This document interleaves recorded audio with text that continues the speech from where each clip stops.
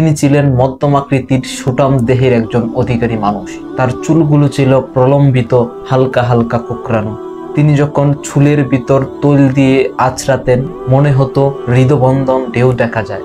তার কপাল ছিল চওড়া, ভ্রুগুলো ছিল জোরালো, ধনুকের মতো বাঁকা।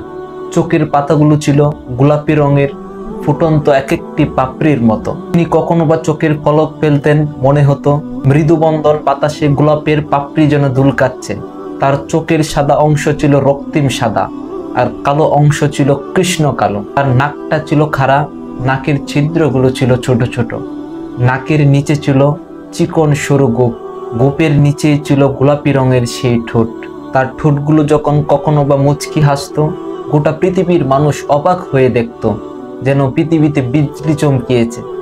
তিনি কখনো বা কোনো রাস্তা দিয়ে হেঁটে যেতেন, তার 1 মাস পরেও যখন কোনো সাহাবা সেই রাস্তা দিয়ে যেতেন, তার গায়ের জান্নাতি ঘ্রাণ পেতেন। মায়েরা উম্মাতুল মুমিনিন যারা ছিলেন, তারা কখনো নবীর যখন রক্তে ঘামে ভেজা শরীর নিয়ে ঘরে আসতেন, কপালের ভিতরে মুক্তোর দানার মতো যখন ঘামগুলো বেশি থাকতো, মায়েরা ছোট শিশি খুঁজে সেই শিশির ভিতর ভরে রাখতেন। কখনো বা কোনো অনুষ্ঠান বা ঈদে আতর হিসাবে ব্যবহার করতেন।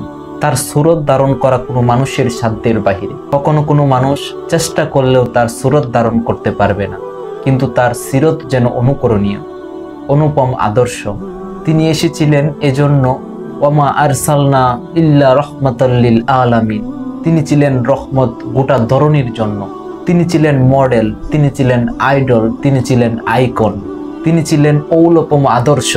তিনি গোটা মানব জাতির জন্য সকাল থেকে সন্ধ্যা, রান্নাঘর থেকে সংসদ ভবন, তার জীবনের ব্যক্তি জীবন থেকে পারিবারিক জীবন, সামাজিক জীবন, রাষ্ট্রীয় জীবন, আন্তর্জাতিক জীবন, সকল ক্ষেত্রে তিনি ছিলেন আদর্শ।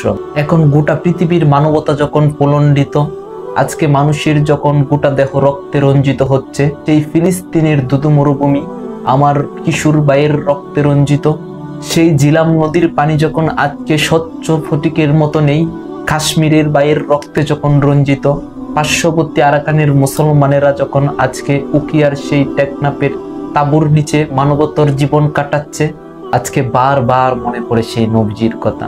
আজকে তিনি যদি আসতেন, আমরা যদি খবর পেতাম যে কোনো এক ভূখণ্ডে তিনি এসেছেন, আমরা দৌড়িয়ে দৌড়িয়ে সেখানে যেতাম আর তাকে বলতাম আমরা মুক্তি চাই, আমরা স্বাধীনতা চাই। তিনি হয়তো আঁকড়ে ধরে বলতেন এখানেই শান্তি, চলে আসো, উদখুলু ফিস সিলমি কাফা, তাহলে তোমাদের জন্য প্রশান্তি।